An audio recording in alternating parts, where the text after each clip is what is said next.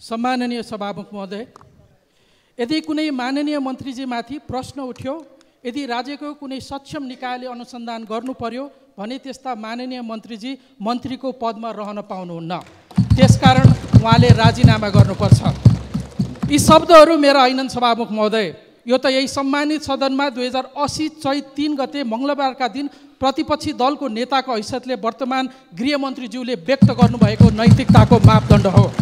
सभामुख महोदय, आज यहाँ उहाँले कोरेको त्यही लक्ष्मण रेखा, उहाँले स्थापित गरेको त्यही नैतिक धरातलमाथि गम्भीर प्रश्न खडा भएको छ। आज प्रश्न स्वयं गृहमन्त्रीज्यूमाथि उठेको छ कि उहाँले त्यति बेला प्रतिपादन गर्नुभएको सिद्धान्त आज उहाँलाई लागू हुन्छ कि हुँदैन, किनकि उहाँको गृह प्रशासनको नाकमुनि त्रिभुवन अन्तर्राष्ट्रिय विमानस्थलमा भिजिट भिजाको नाममा निर्दोष नेपाली युवाहरूलाई लुटेर करोडौँको अवैध असुलीको र्याकेट चलिरहेको छ।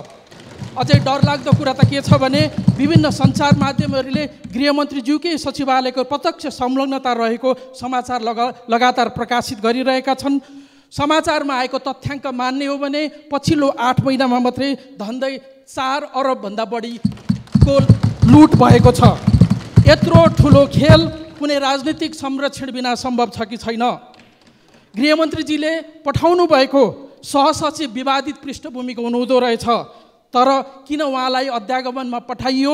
के गृहमन्त्रीज्यूले थाहा नपाएर, स्वच्छ भएर, सक्षम भएर भनेर पठाउनु भयो कि यो उहाँको पनि स्वार्थ जोडिएको विषय हो? यसमा अनुसन्धान हुनुपर्छ।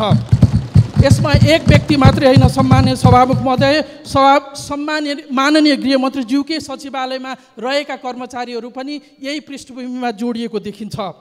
साथसाथै अख्तियारले छापा मार्न एक दिन अगाडि विवादित सहसचिवलाई सरुवा गरेको देखिन्छ। कानुनका पृष्ठभूमि भएका मन्त्रीज्यूलाई थाहा छ, यदि कुनै निकायले प्रमाण जुटाउँदैछ भने प्रमाण जुटाउन दिने कि प्रमाण नष्ट गर्नको लागि उसलाई सरुवा गरिदिने।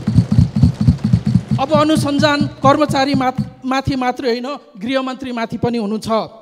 यसमा प्राविधिक अनुसन्धान हुनुपर्छ, मोबाइलहरूमा र ल्यापटपहरूको परीक्षण हुनुपर्छ, तर त्यो परीक्षण गर्ने निकाय प्रहरीका मार्फतको विधि विज्ञान प्रयोगशाला हो। तर अहिलेको परिवेशमा के स्वच्छ अनुसन्धान होला, रोज स्वच्छ रिपोर्ट आउला त?